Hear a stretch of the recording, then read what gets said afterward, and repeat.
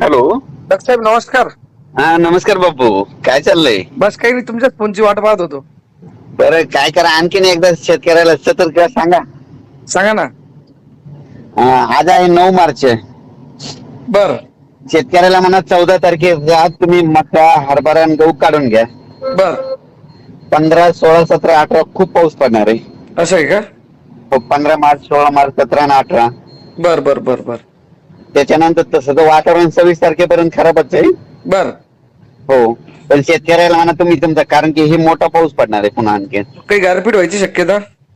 गारपीट आता यावेळेस तुमचा उत्तर महाराष्ट्राकडे नाही, आता यावेळेस पूर्व विदर्भ आपलं तेलंगणा आणि पूर्व विदर्भ म्हणजे नांदेड, यवतमाळ तिकडल्या भागात होईल.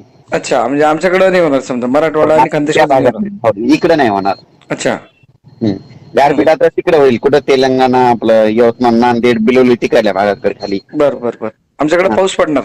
पाऊस पडणार म्हणतात, कन्फर्म येणार आहे पाऊस. बर मी सगळ्या शेतकरी बांधवांना निरोप देतो तुमचा. आणि एवढं काय झालं, त्या दिवशी एक लग्नाची तारीख आहे, 17 तारीख. बर तर सगळ्यांना म्हणजे लग्नाची कसं आहे, वेळ लावून घेतलं तर जमून जाईल म्हणायचं सगळ्यांना. बर बर बिलकुल 100% सांगतो.